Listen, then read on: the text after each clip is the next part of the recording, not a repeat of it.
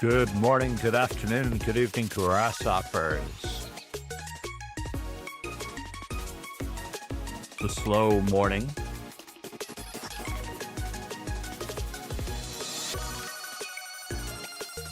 Uh-oh. Camera got moved.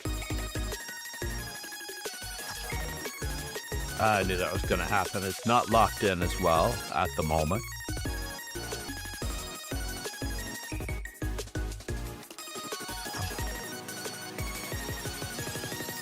I unfortunately moved it yesterday.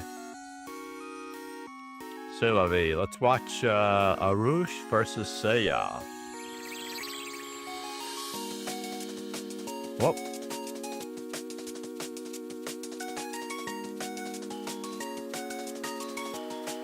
What is our score here?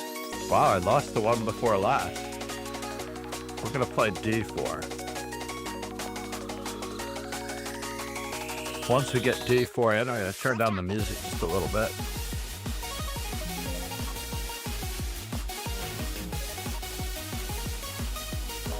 Ah, we have not done our homework. That's always pleasant to see. Always pleasant to see. Let's make sure that the knight goes to C6 in this particular instance.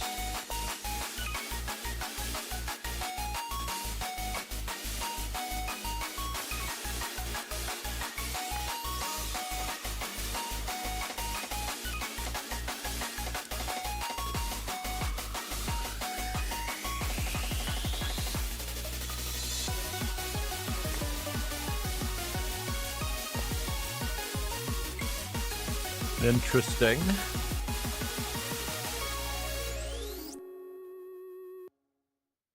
Can we do that? Looks like we could do that. Paul E. said, "Hi, Master Chess." We're gonna grab some pawns. We're gonna get some stuff going in front of his king.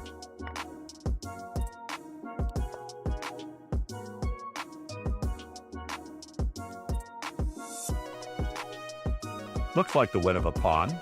May not be the win of a pawn, but it could be the win of a pawn.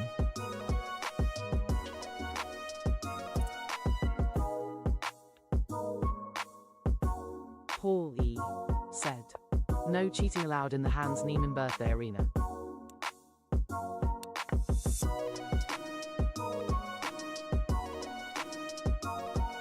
No cheating allowed in the Hans Niemann arena birthday arena. Good morning, Paul. How are you, man? I don't know if that's a sensitive subject or not, but it might as well be. Let's make sure that nothing funny happens here.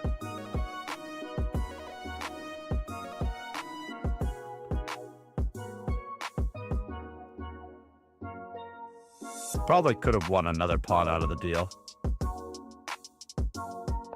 Paul E. said, "I am still shocked about what happened yesterday." Indeed. Me too. Me too. Let's see here.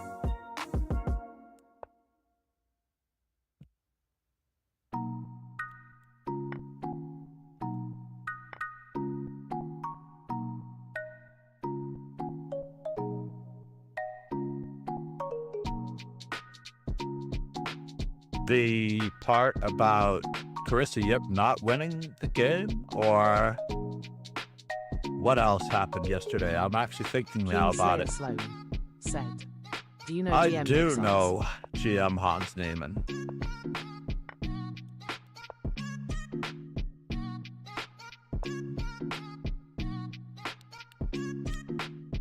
Paul E. said, "I am referring to the fact that I actually won a game."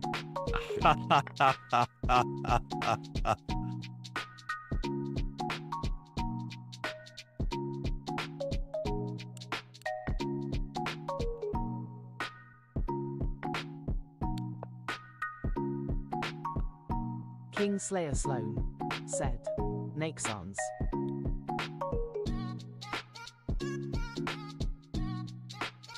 Paul E. said. Chesscom said I played with 94.6 accuracy.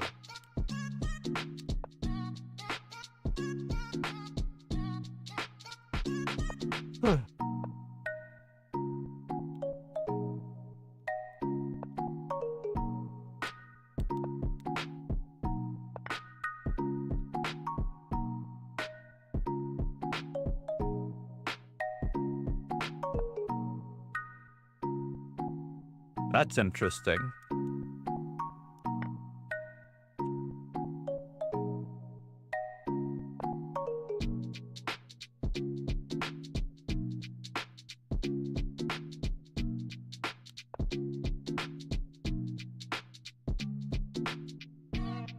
Paul E. said. Kingslayer Sloan I am doing GM Nixon's S course on the reversed Sicilian 1C4E5.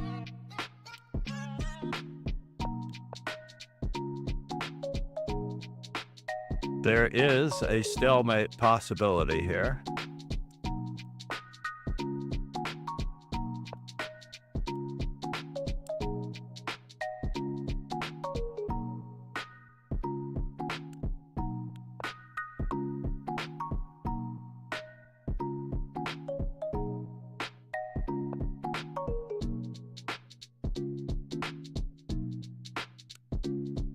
Do I wish to?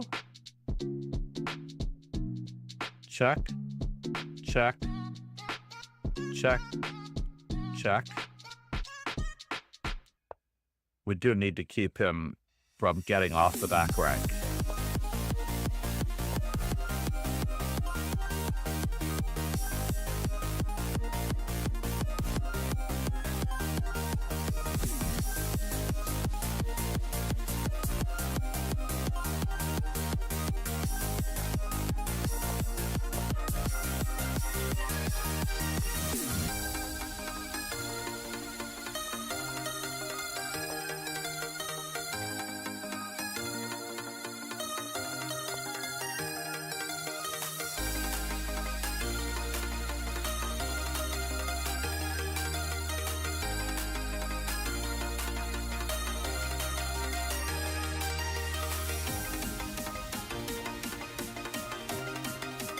Setting up for various mating nets. Kingslayer Sloan.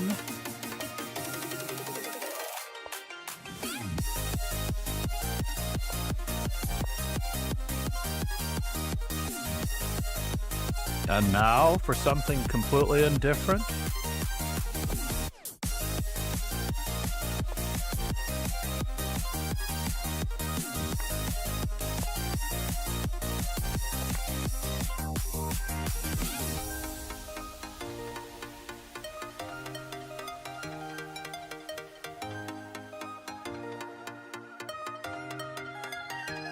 Yeah, I pushed the wrong pawn forward.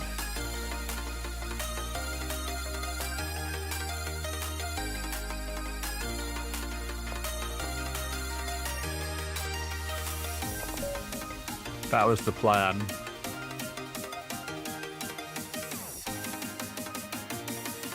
That, ladies and gentlemen, was the plan. Gussie Gambit.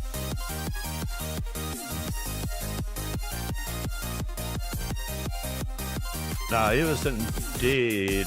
I was expecting the terrace defense, because the terrace defense is like the Berlin of black openings, honestly. The terrace, the semi-terrace, they're like the Berlin of the black queen pawn openings. Can't be beaten. Very difficult. It looks like they have positional detributes. Is that right? Detributes? Is that the word that I want? Detributes? I don't know. Kingslayer Sloan said.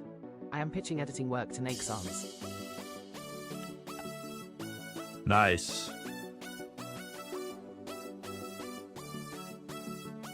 Give me your pitch. Let's see if I bite. Unfortunately, I paid 5 figures last night for taxes. I didn't really want to pay any taxes because I don't think that the IRS is going to be in business much longer anyway. But actually, the IRS will be in business for the people that don't have any money.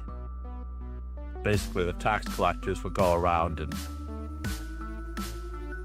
haunt the villagers and destroy the villages if the villages don't provide for the billionaires.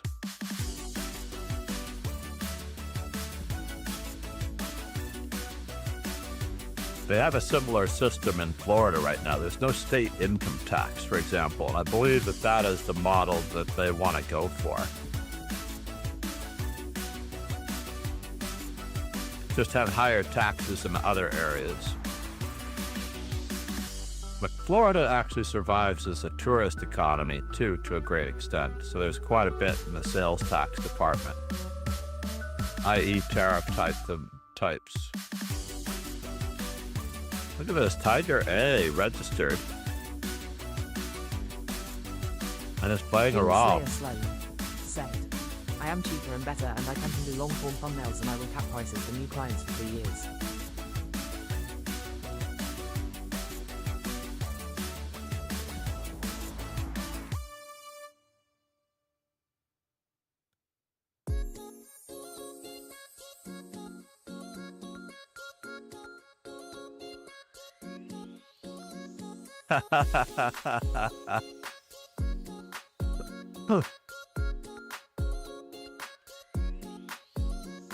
Oh no, new clients. I feel slighted there. King Slayer Sloan said, also I do Chess Dojo and Chess Go channels already. Alright, I will check them out. You have to let me know your pricing structure. Yeah, we're playing the Sicilian.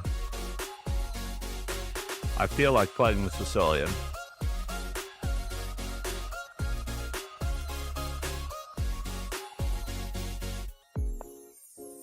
Oh, this is nice.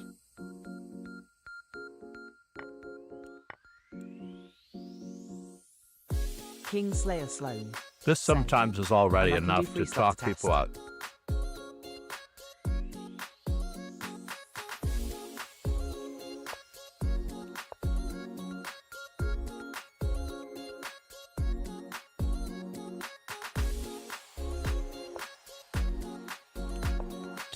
We're going to do a little bit more in depth on this particular brand, the Wang Hao Defense. Said, so when I watch a YouTube video of Chess Dojo or Chess Coach on this, you had a hand in it.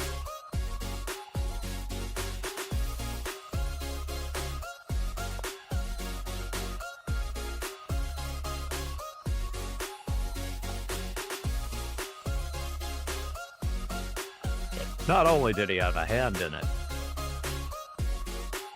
he might have had a foot, possibly more. King Slayer Sloan said, Paul 1e4 sometimes.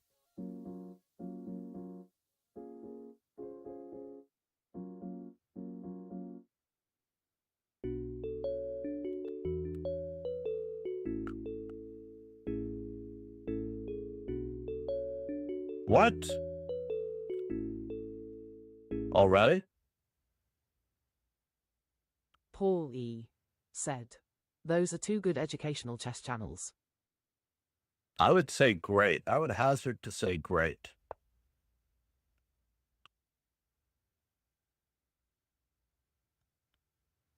Let's see if I can get the music going again.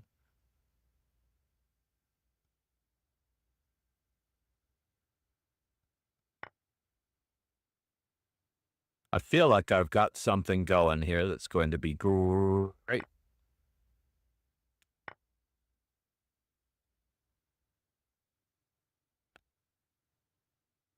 I'm expecting Devastation Central.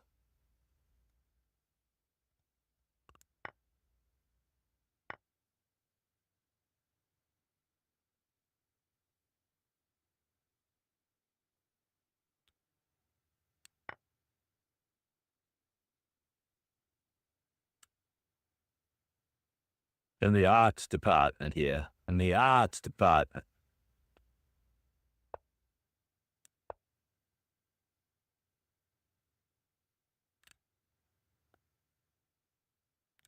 So it's already 6-4 in this position. How many more pawns do I really need?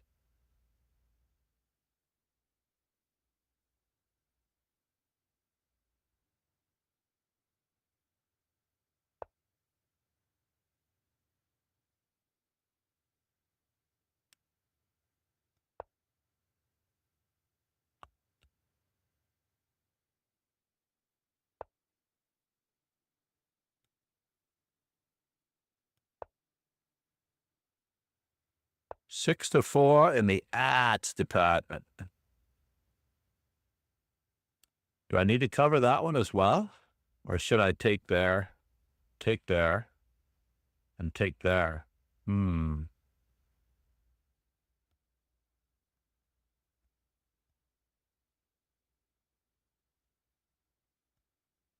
If I capture, he captures.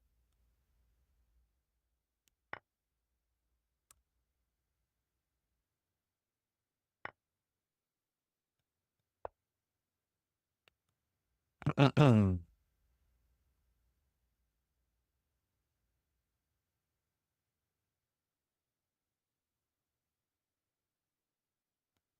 the ads department. He gets to choose which one he wants to save.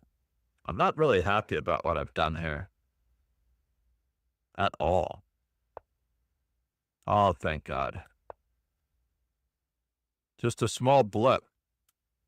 He got greedy. Where, oh, where? Oh, the music was paused because of that.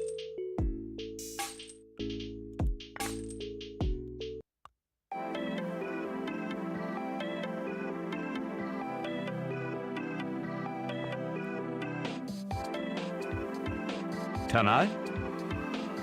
Let's save our skin.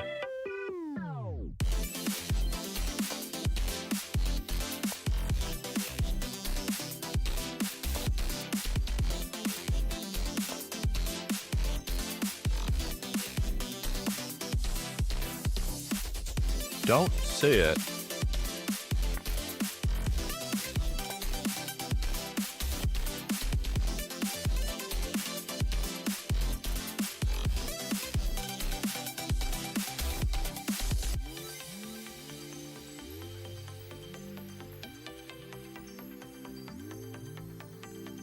All right, maybe I do see it.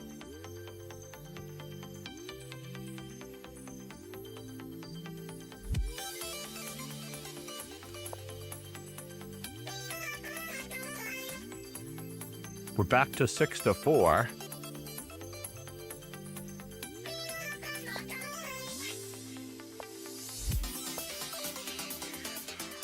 And I couldn't have asked for more. The Wanghao variation. Marouche.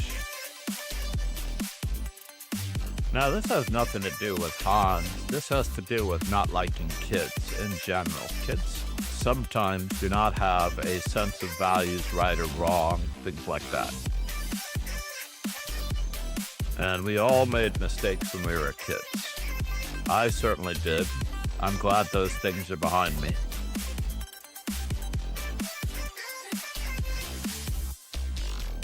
To 7 minutes, time for perhaps one more game. I'd say the average in this game, in this arena, is the over and under with 3+2 is 3 to 4 games. Someone like Gussie getting 4 opportunities is pretty amazing.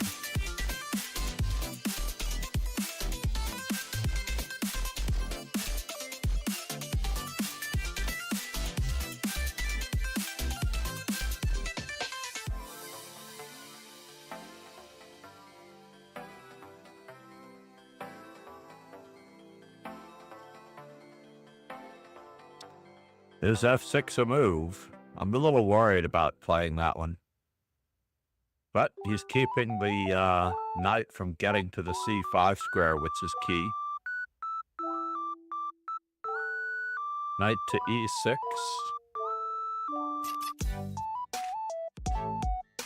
Rook to c7.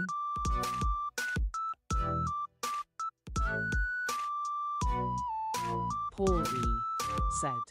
The Grandmaster still doesn't he have a point? The Grandmaster does not have a point. Yeah, it's a very large title to live up to. I wish I were a Grandmaster. Unfortunately, I am a lowly, run-of-the-mill, everybody can achieve master. Detective Anomaly, good morning. How are you? This is a chess informant stream, by the way. And we are also appreciating your support on the YouTube channel with any subscriptions that you can afford from any of your accounts. It supports the stream immensely. You don't have to hit the bell. You don't have to hit the notify. I can't imagine the notifications jading everybody out of paying attention to certain things. Tiger A is fighting for the podium here. Is he going to make it? These two knights are now tied up. If it's possible and real. How is he getting in? This is hanging. Time is in...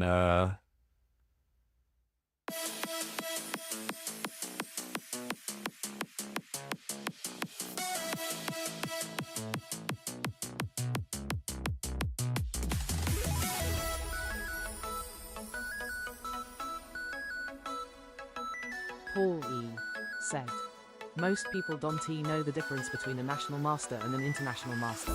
It's very hard to explain, even in the simplest of company.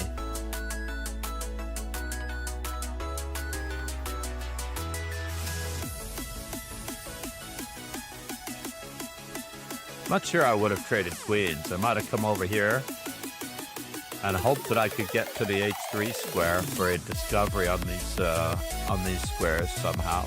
Queen to g4, yeah. Rook to 7. This is starting to look a little bit iffy.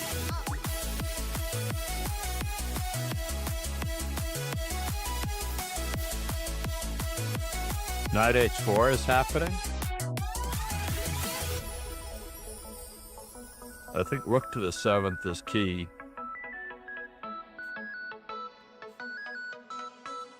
He also had rook takes d1, rook takes g2, and knight to e3 check. Because rook to d8 could have been a very serious mutt.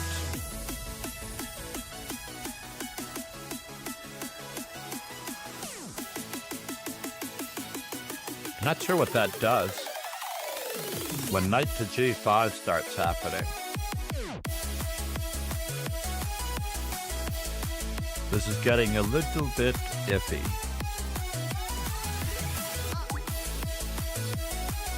He missed his chance for rook takes g2 and knight to e2 mate.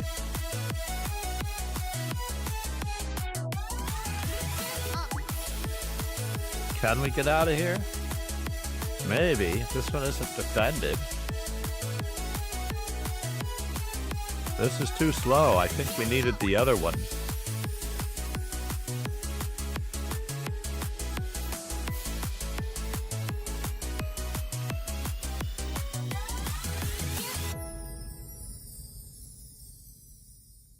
I think we needed the other one.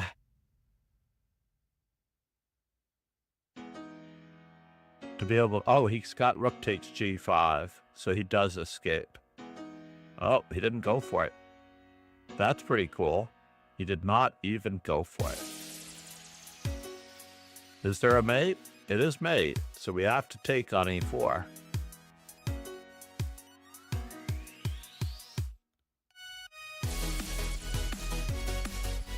And now the mate is gone.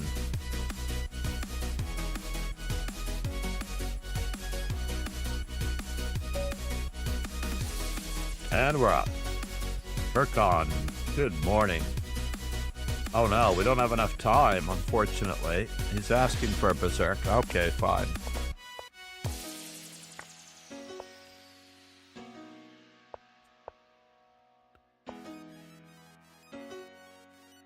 What do I wish to do?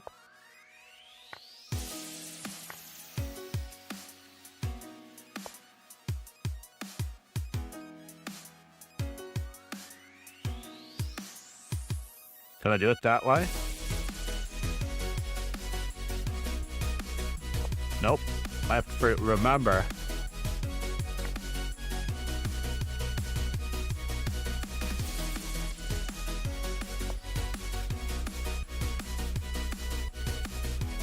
Can I do it this way?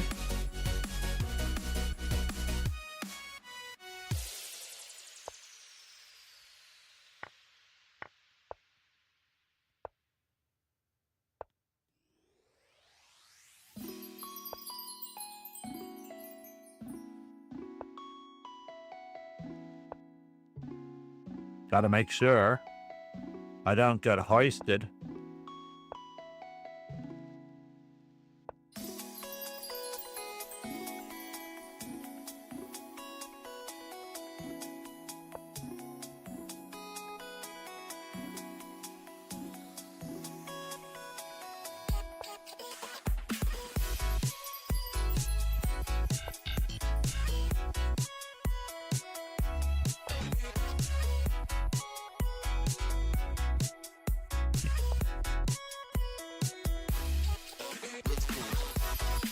I don't have what I think I have, unfortunately.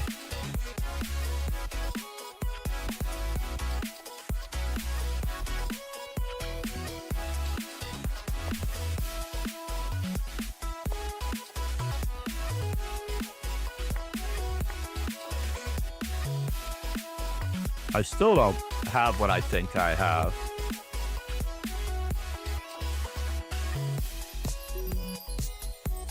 Do I?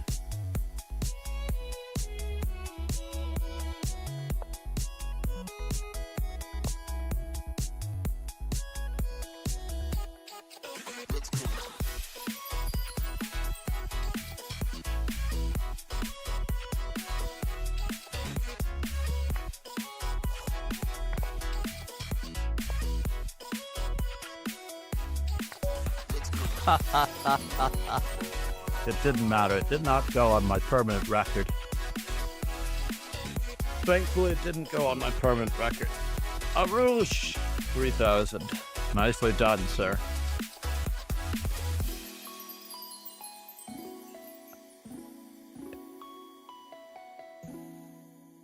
We will be going again once tomorrow. We have the Kateryna Adzova. So let me just see what it says here. Won the World Open Philadelphia tournament, yes.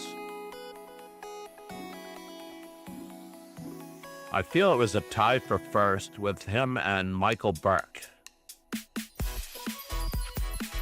When I filmed the event, and that was actually the first time I met Carissa, yep, now that I think about it, yes.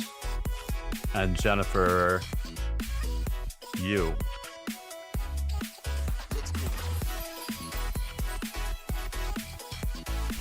When did all that other stuff happen? September 2022, when he was banned. Hawaiian, Danish ancestry. Craziness.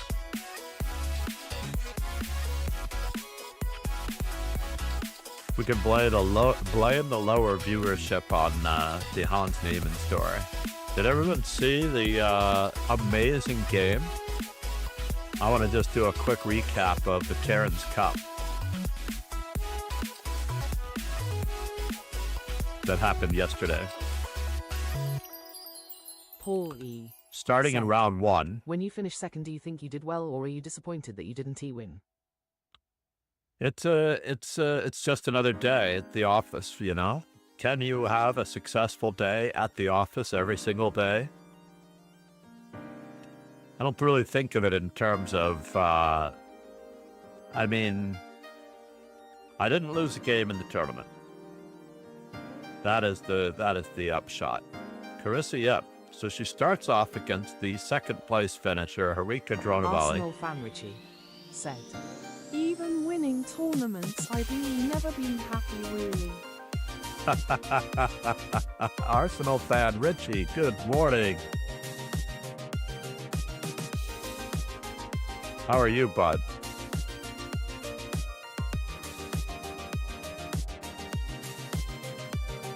And for those who have not yet subscribed to the YouTube, if anyone new is here, please do. Yeah, not bad, thanks. Yourself? I'm recovering, Richie. I'm recovering. I'm getting there. So, Carissa Yip often plays e5 when she's in a solid mood. And I am kind of curious as to what her defense against the Ruy Lopez is. So this is the tournament winner versus the second place finisher, Carissa Yip, playing black. So her opponent plays the delayed... Said, I don't know what it is like to win a tournament. Give it time, sir. So now we have two major options here for the most part. We, in my opinion, had bishop g4 and knight to d7. But knight to d7 is usually the one that is chosen, reinforcing e5 with f6. And so therefore, I'm not entirely positive what the rook's placement had to do with it.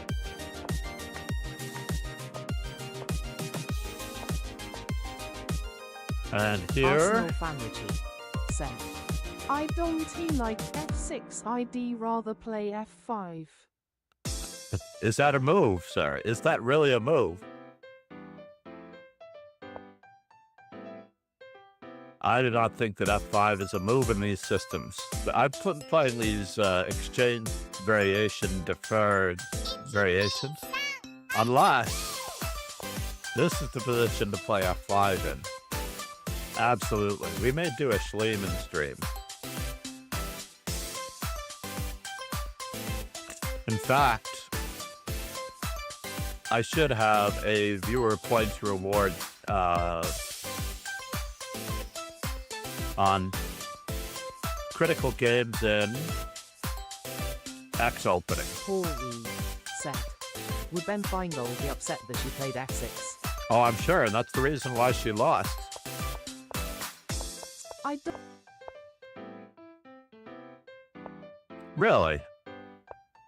I've played the Schliemann for a long time. So in this position, honestly, I think I would have to go for bishop to c5 here, but Carissa Yip is playing for a win in all circumstances, so she's looking for a very complicated position. Already we seem to have lost some ground here. And again, it's probable that bishop to c5 was the best move.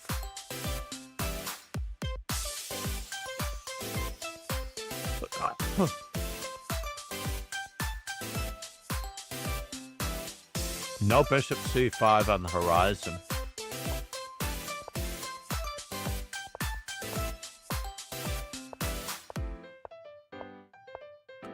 Computer still has it. It's roughly equal. This seems like it could be critical. How do we get this one out of here? Do we barnacle with bishop f8? And now at least our last rook is now coming into the game. That's fine, I guess. Locking down on those white squares, on those dark squares. But what are we really going to do? We may be falling victim to something happening here. No more pin? Pressure? And now c3 is being prepared. No? No c3. I feel like this knight is just too strong. It has to be evicted. Is there no way to go after it here? Is there no way? Julian Defense said, I can spell Schliemann.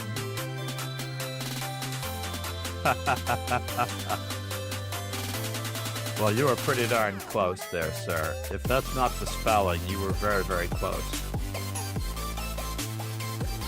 I swear we still need to get rid of this knight.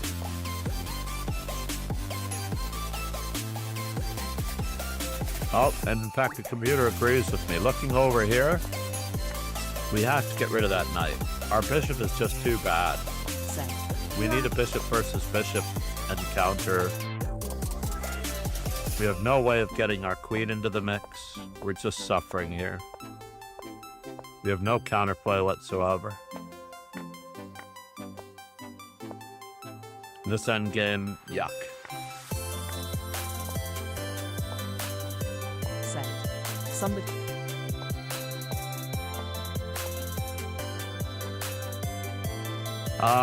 Prague played the Schliemann deferred, but I thought it was against bishop c4. Durian defense. Said. He played f5 screaming against check. bishop c4, which was even more profound. And now we have a very dangerous situation where the knight can reach the f5 square. We could be in trouble. Arsenal. Said. Ooh.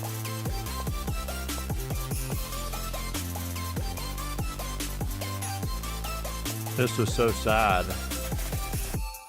Being ground down like this. All minor piece endings are lost here indeed. Yeah, there's no way we're ever gonna survive this. For a multitude of reasons. Try to find a plan. I feel like we are in the wrong area.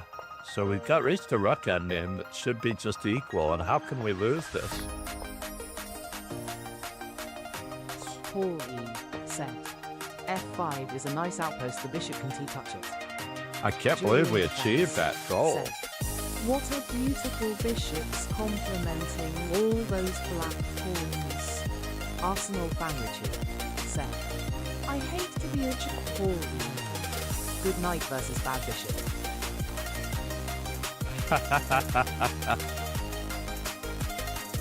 Oh, she definitely tried.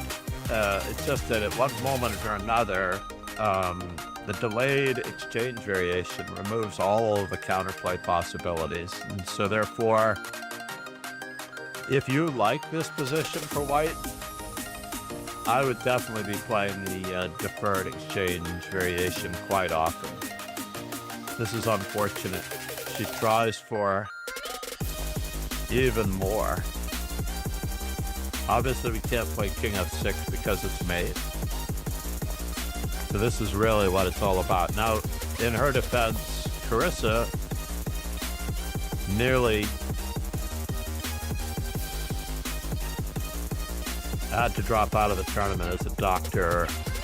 She saw a doctor in round 3 and needed to, or it was suggested that she possibly drop out of the tournament. She's like, no way, I'm going to power through. And that is just her attitude.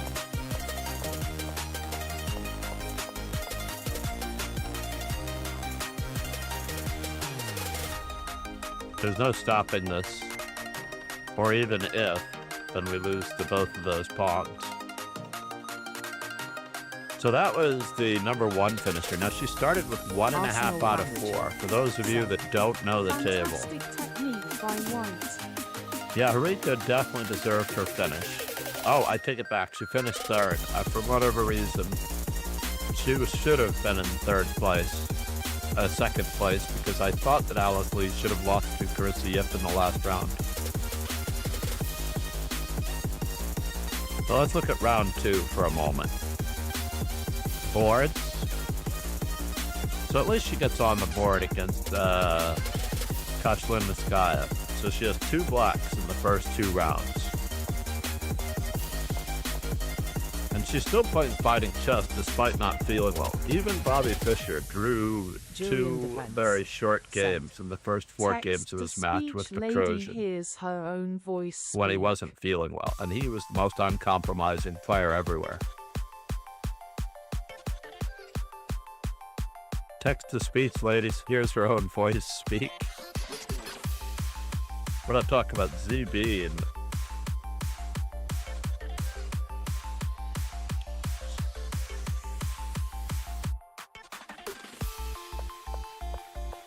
but on average. So this is the classical main line, and we have to play Durian said. d6. I miss Bobby. Or do we? Certainly if you were more in a fighting spirit, she would have castled, but let's see what her ninth move of choice is. The Zaitsev. I have to say, I have not yet played all of these lines, but I am about to.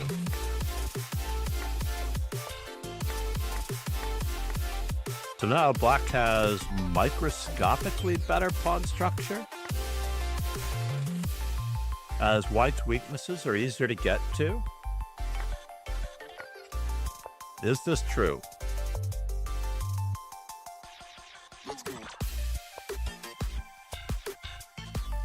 Fixed weakness. That's rather crude, right? I guess it's just equal, and there's almost absolutely nothing one can do about it. No, white has a microscopically better pawn structure in my opinion. And the king was kept out of the game there with the rook on f3, so I kind of wanted to keep that going. So are we threatening mate? Not yet.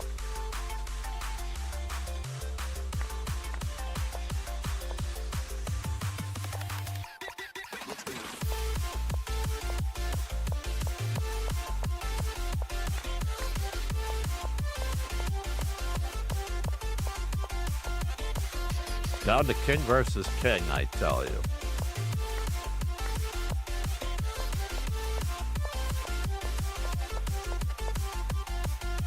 This is a draw offer for Carissa. Yep, that's what it looks like. Oh no, she's forced to take the pawn. She avoided the stalemate. Very good. Carissa Yip, ladies and gentlemen. I thought about a series of games on these rising stars. She's only 20. She's got 2 Grandmaster norms, 3 US championship titles. Let's do this one. So finally we're white in round 3. And we avoid the Petroff by the opponent, by the way, with this move. Even Judith Bulgar has played bishop c4 to avoid the Petroff. And here, Cairn's Cup review, right? This is the new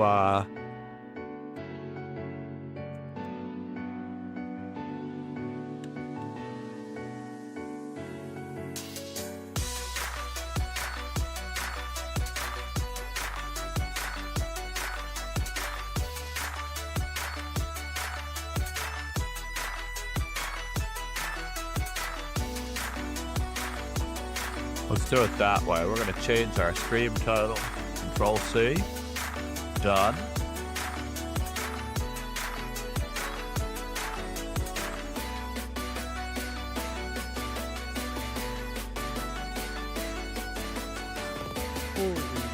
Said, I am surprised Alice Lee ISNT play in the US Girls Championship. Is she banned for being too good? What? It's possible that she has a conflict. They are in school after all. They are still students, so it's unfortunate that they can't. When is the US Girls Championship? It's going to be held in St. Louis, right? More than likely. Let's just finish our game here before we answer that question. If you have a link, Paul, that would be great. You can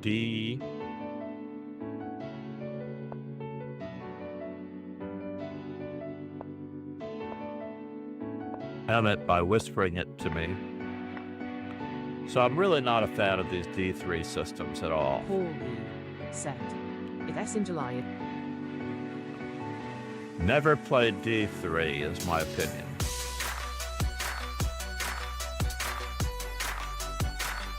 Is it being held in St. Louis, Paul? The US Girls Championship.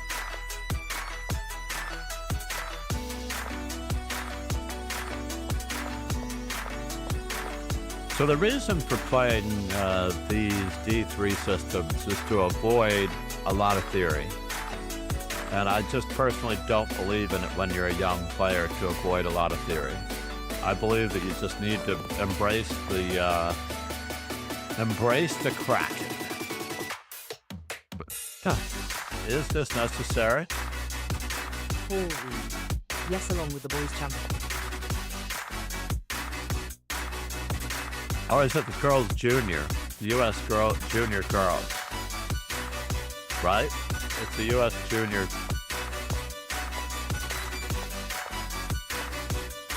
Yeah, Grandmaster Joel Benjamin, who was recommended, or at least I was trying to get him a student. What in the world is going on here? Is that knight trapped? That is the question.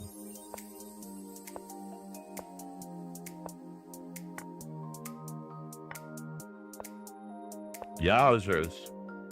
Yowzers. How do we defend this knight?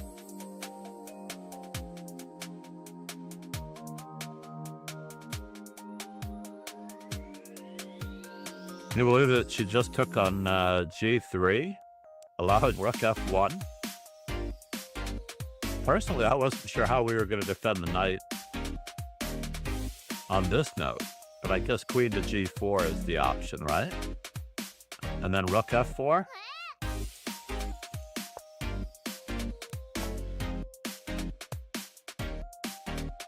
Taking advantage of the pin?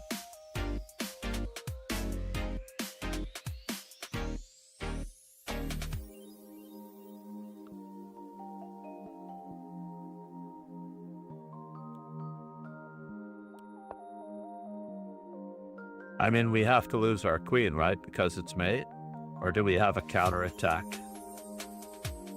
No, this is a puzzle streak. We just check. Or check. Or check. And then we take the queen for free. We could also check on this square. Check on that square.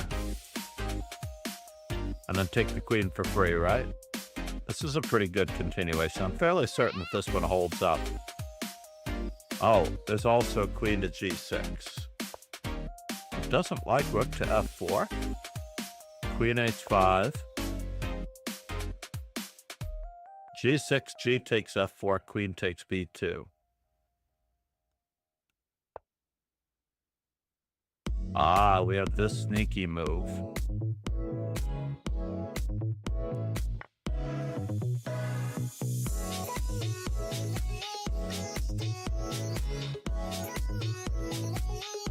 And that's totally winning for white.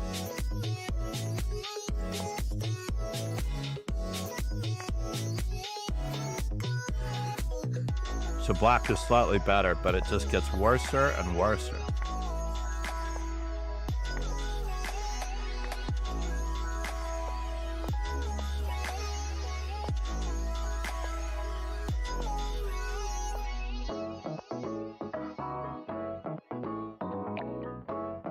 So this was a full point for Carissa. So we managed to get 1.5. We're at an even score after 3 rounds. We lost in the first round to Harika Dronavalli just to a mistake in the endgame, a really tragic mistake in the endgame.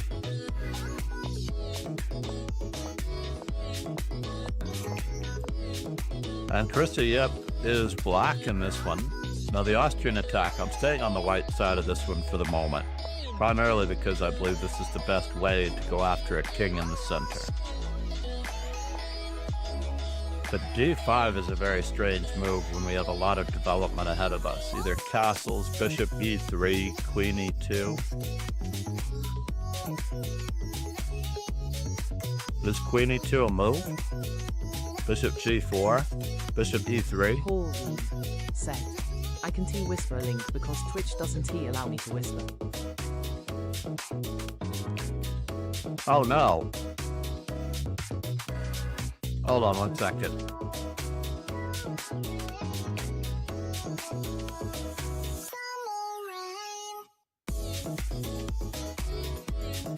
Oops, if I can spell it. Do I have to put the at sign?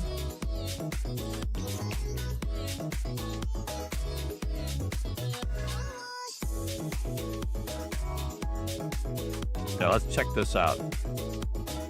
Obviously, I think I can track my way to it from this site. But what are we doing here is white? Ye gods. We're helping black out. Black now has the 2 bishops, the better center. And I'm about to abandon ship on this one. We need king h1 as well in this particular position, just so that we can tuck our bishop away against any knight g4s. Or we can go that way. But really, are we giving it up?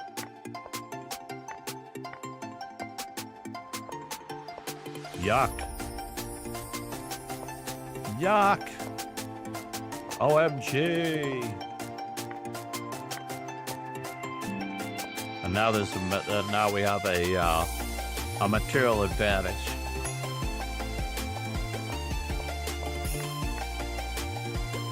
What is the threat here, really, besides checkmate?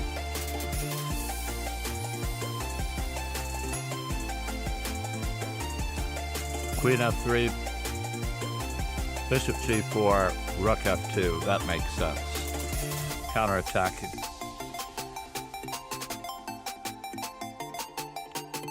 Rook f2, counterattacking. I was actually thinking about rook f2 here, except that queen takes f2 check, picks up a full rook. And now we've given the exchange back.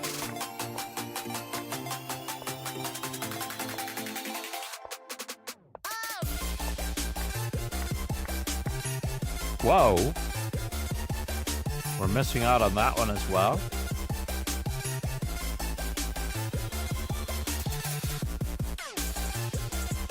I kind of feel like we have to threaten to threaten to threaten. But we're not going to win this one so easily, are we?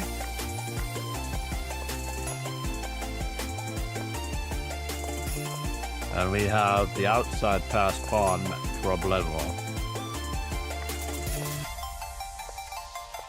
where the king gets to the a7 square to help guide it in. Ouch, ouch, ouch. So now we're 1.5 out of 4 in the Cairns Cup. Who's streaming? Oh, I'm streaming. Of course I'm streaming. We're doing a quick update of the Cairns Cup, of the tournament leader. Just how did we get here? So now we need, in round 4, we had 1.5 out of 4. And in round 5, we are on the white side again. Our second white in 5 rounds. Our second white in 5 rounds. Perfectly acceptable here. Not a big believer in this, but this A6 move on the second move really did test us. So now we know Carissa gets preference against the O'Kelly variation. And I did see this game live for the most part. Just setting up our pieces, getting control of the long diagonal. Perfectly willing to exchange this bishop for the light squared bishop.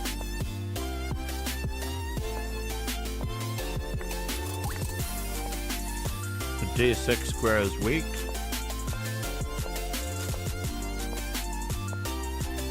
Very neat trick here, by the way, in this particular situation. To simplify. And now it gets even trickier, because now we have queen h5. And here comes the trick. Are we ready? So we have, after b3, queen g4, and knight takes e6 check. So the unfortunate part is that we miss a very clear win here in this position after the move f4. It is game over. The hard part in this situation was seeing knight f3 check does not checkmate.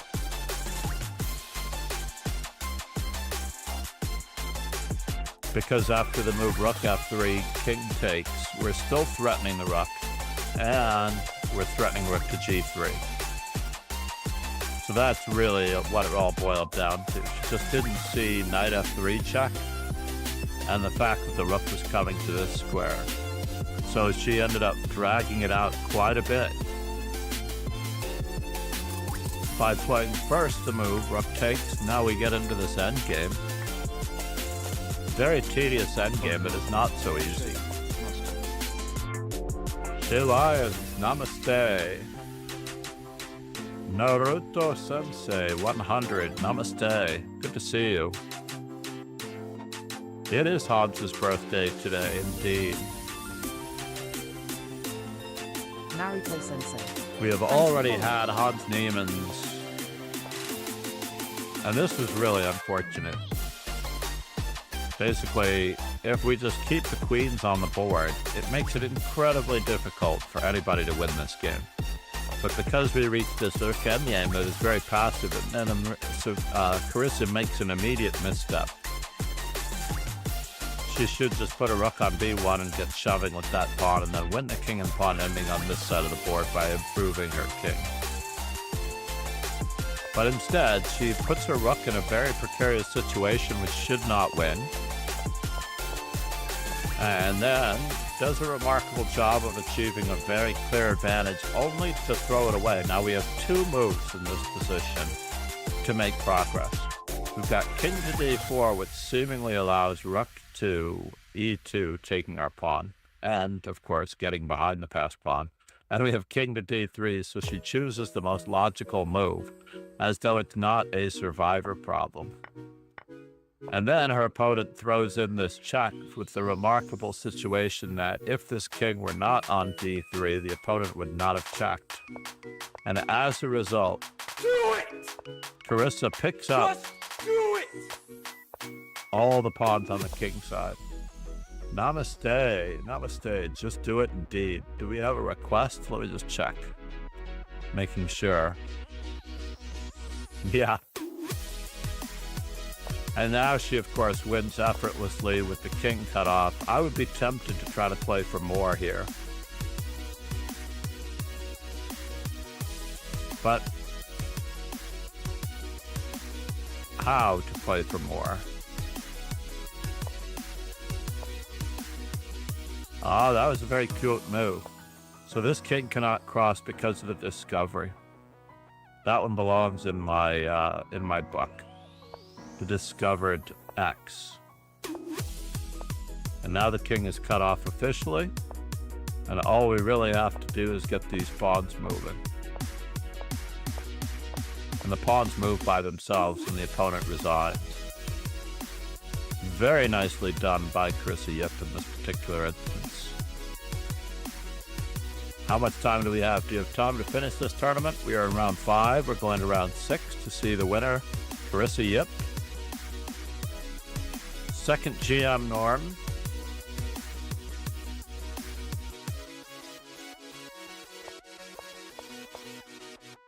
And who is she playing against? She's black against Tan Zhongyi, playing the toothless opening. And the last chance for any teeth, of course, is bishop g5. This is the only chance white has to actually get a grip. There are two great books on this opening by... one is by Nigel Davies on the Verisov. Another one is The Ferocious Opening Repertoire by Cyrus Lakdawala. And I believe that Cyrus Lakdawala also wrote another book on the Verisov later. Even though Cyrus Lakdawala has also written books on the London, I believe that the London is I'm not going to make any mistakes, and I'm going to wait for my opponent to make a mistake opening. And that's not very reliable, honestly. Between two GMs, it's basically, I'm just going to put my good pieces on good squares. The London originally was known in Russia as the women's opening because they didn't feel that the women should put their pieces on any squares where the pieces would be unprotected. Now, of course, I disagree wholeheartedly with this, but the bias against women in certain cultures extends well beyond chess, unfortunately, in those cultures. I have have Lagno book clinch it. Clinch It is a great book. In fact, I love all of Cyrus Lagnowalla's work. And of course, with this particular pawn structure, there is no way to really get in here. So this is why bishop e2 is better than bishop d3 in some of these systems, because this pawn is very difficult to attack. And I'm positive that this is a relative textbook defense by Carissa, yep, as black against the London. I'm not necessarily a London disliker, but I am if you want to grow as a chess player, the London is usually not the opening that's going to help make you a better chess player. The London is designed to get results, not, I repeat, not to improve your chess. Basically, you're going to put your pieces, it's like chess by the numbers. Color by the numbers. You're not going to become a great artist if you play chess by the coloring by numbers. And now black is clearly better. We're not going to switch the side even though we'd like to. But Carissa Yip is now making some progress in this position. Wow, what a position for the queen. Is that really the move? She has a choice between queen b5, which seems more logical to me. That was the only other square, really.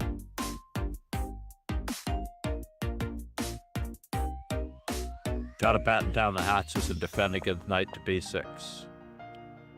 So here white has a little bit of a chance to remove this knight from defending this pawn, and that's why Carissa Yip played queen to h8 to guard the d4 pawn.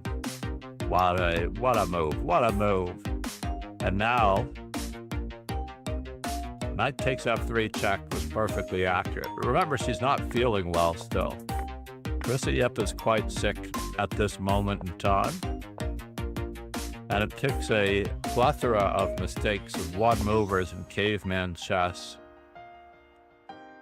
Wow. F takes e4. Thank you very much.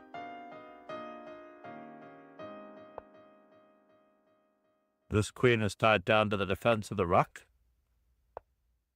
So what are we going to do after the rook attacks our queen?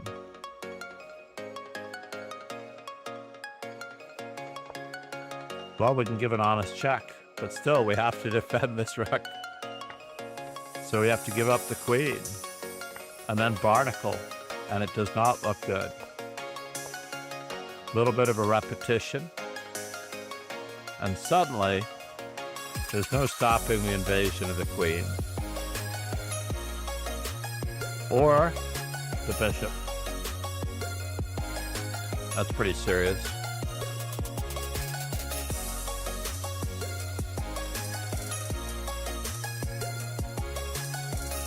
We can't play here because of knight to e3 check.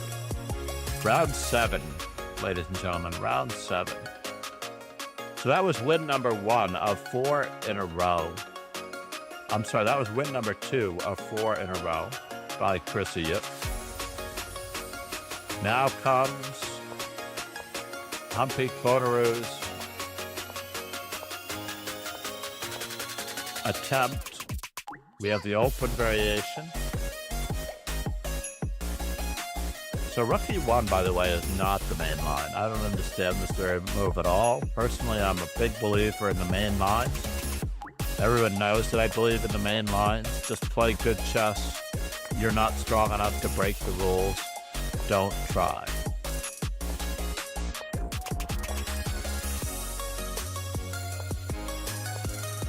It does work out for Carissa Yip, though. Breaking the rules. There's a lot of Alekhine in her. If you haven't already noticed, there's a lot of Alekhine in her. The Alekhine idea or concept is that he had no qualms about breaking positional principles, having 4 pawn islands, etc., and so on. And here it comes. The pawn This is too much Batman on White's part.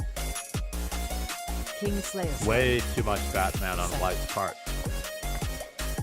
Good night, Rogan. Oh, wait, did I not give him...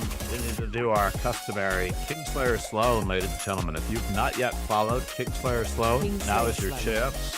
We also have the French Bishop Chess Test, which will hopefully be back in the works immediately, if not sooner. So what's happening here? Basically, attacking our queen. Stay safe, take just care. hanging a knight, for the most part. Because... the pin on the bishop is just too much. And the two threats in this position. Basically, after queen f1, knight f1, bishop takes e3, black just plays bishop c7 and promotes the pawn. We're attacking both the rook and the knight. I'm sorry, and the bishop on e3, and there's just no saving it. So that was win number 3 in this tournament for Carissa, bringing her into almost contention with the other leaders. Alice Lee, by the way, is running away with it on the whole. Let's look at this game with black. As it is an e4, e5 opening again as black, and she's playing the Rue Lopez. She's not pulling any punches. This opening is the subject of a great book by Tim Taylor called Slay the Spanish. He gives a variety of systems in this position, including the deferred f5. But I believe that f5 was played in the Toronto candidates against the Deet last year. I don't think it was a delayed Sleeman, but I thought it was against bishop c4, but I could be wrong. We're going to go to Pole 1e4's link. I think you put it up.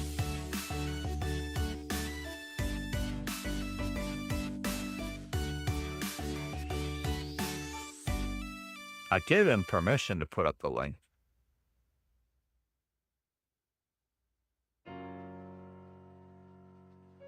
If you've not yet used Robinhood, I actually made quite a slew of money, along with one other person, as in the GameStop days. It was the free stock. Believe it or not, GameStop was the free stock.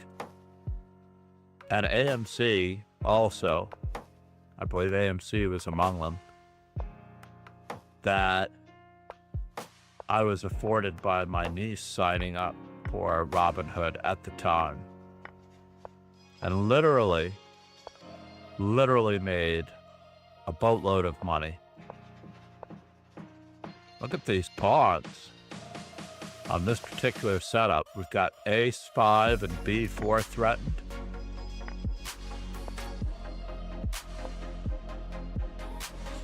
Is there a reason why we have to play it this way?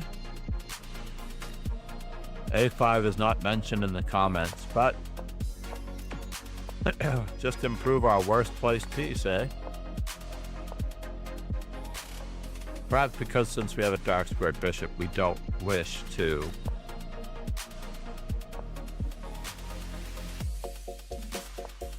note that all of these games are fairly decided in the endgame.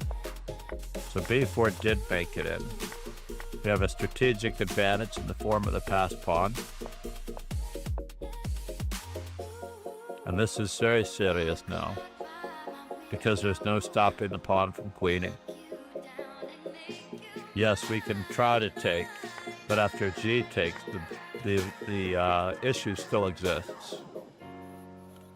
That once the king is checked away, this pawn goes through.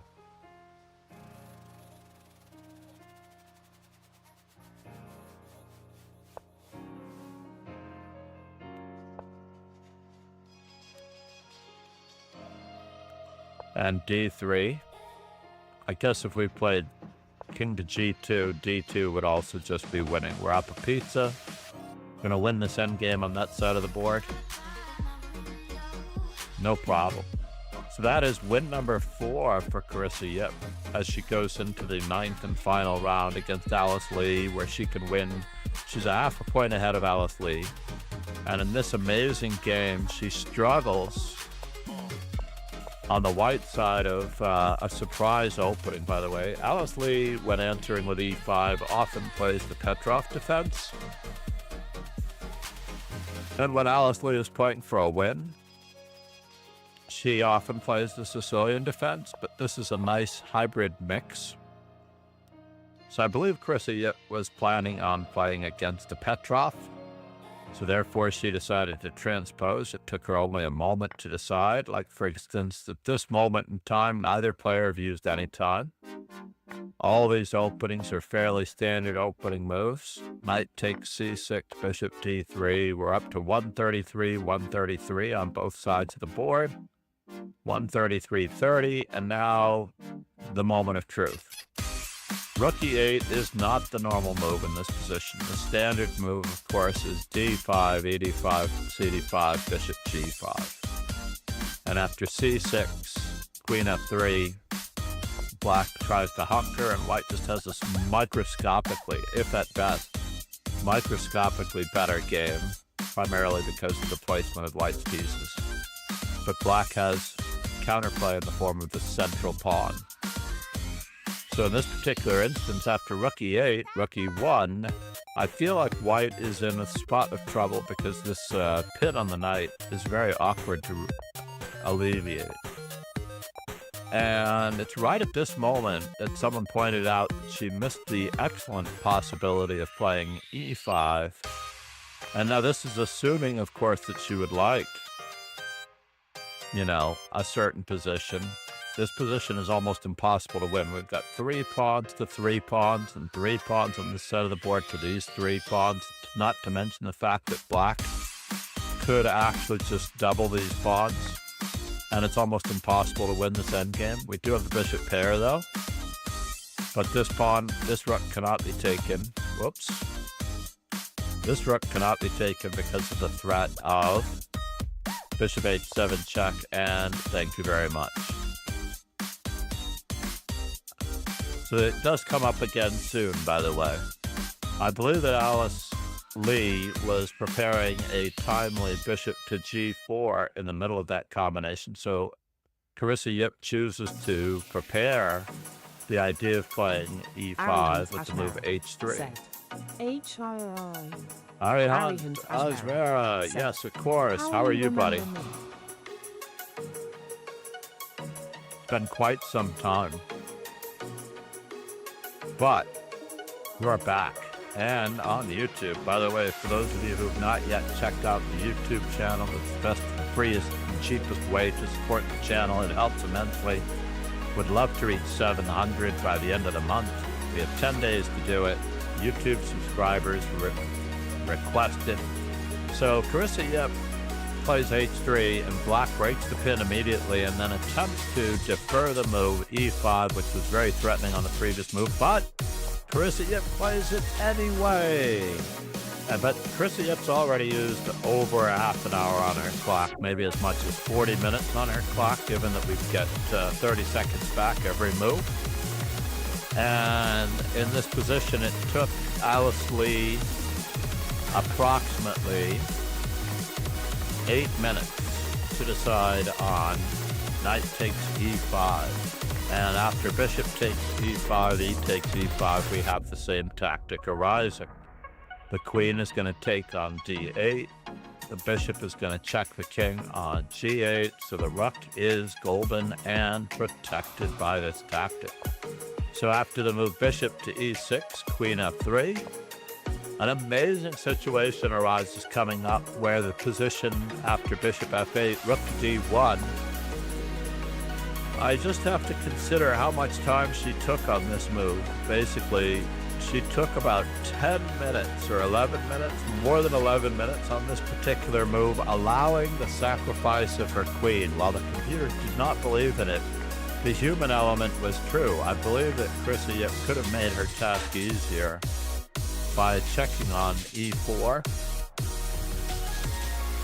Oh, not in this position. First, we safeguard the the b2 pawn, and we keep this structure over here. Now this is going to play a role in the deciding of the game. The fact that these pawns are picked off does play a role in the deciding of the game. So even though it seems like stuff is happening, the moment the c2 pawn falls,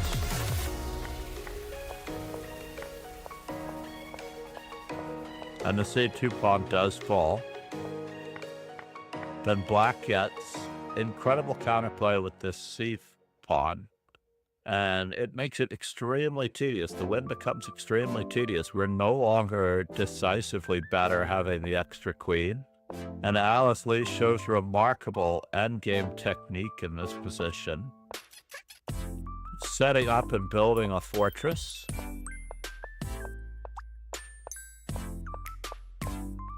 And right around now, it is hard to fathom the complexity that is going on in this position. But she misses her chance here after queen to a6 check. Personally, I would have played king to f5 and gone on to win it. There are ways to stymie this pawn. Basically, if this pawn moves forward, we not only get queen to a5 check, but we also get queen to d8 check, and it's very awkward if the rook blocks. Isn't it almost mate? Let's just assume, watch this particular setup, right? Like, we could really, really get into some serious trouble here. Rook to c5. I think queen to d8 check would have been my preference, but we're picking this pawn off with check. Oh no, we're not picking off the pawn with check because the king moves with check. Oh well, never mind. I hallude. I hallude in this variation. I did really honestly think that. And so therefore, Carissa moves her king to try to be in front of the only passed pawn counterplay that the opponent has. But the drawback is, of course, that the mating nets exist in this position. Basically, we're threatening check, c3, and possible mating nets. So we have to guard our pawn. Here comes the first part. So Carissa guards against the possibility of bishop e4 check. And here repeats the position, missing another opportunity at a clear win, but it wasn't that easy. She had to find queen to e8 check, followed by queen to d8 check, picking off not only this pawn, but also that pawn. Had she been able to do that, she may or may not have found a win with the queen and a pawn versus the rook and bishop.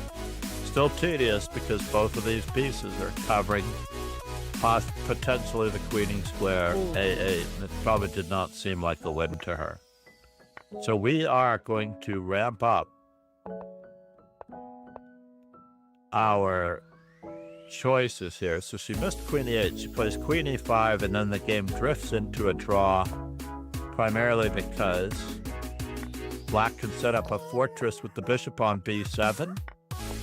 Notice that black goes straight for the bishop on b7, puts a rook on c6, and now there's no entering with the king. So the white king being cut off, there's no choice but for Carissa to repeat the position and allow one of the very few draws in her career. So I have to commend Carissa.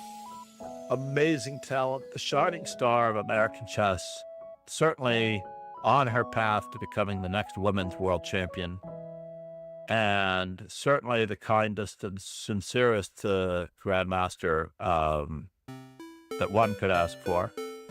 Again, when Hans Niemann won the World Open in 2021, that was the first time I really met her. She actually came up to me, asked me about my channel, asked me how often I streamed, and said she would check it out. But of course, that was just a courtesy, of course. One never really expects people to follow up on those things, but we did exchange DMs on Instagram.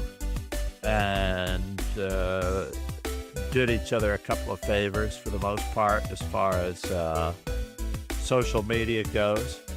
And I'm very impressed with her talent. She, in the World Cup and in another event, basically she's greeted me almost every time very kindly. And I'm going to remain a fan of hers. She deserves all the accolades for being a great ambassador for U.S. chess. Now, interestingly enough, we have our choice, and I tend to prefer to go with people I've met in person. Although I have met Nepo in person, I've never met Keti on the Chess24 channel. There's no guarantee that they would acknowledge me or remember that I am who I am. So, we will raid my good friend and dear compatriot streamer,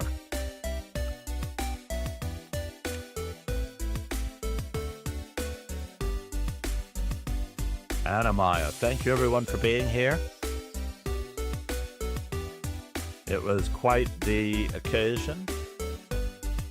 Congrats to Carissa on winning, getting her second Grandmaster title. She's taking a year sabbatical from Stanford in order to pursue the $100,000 prize for the next woman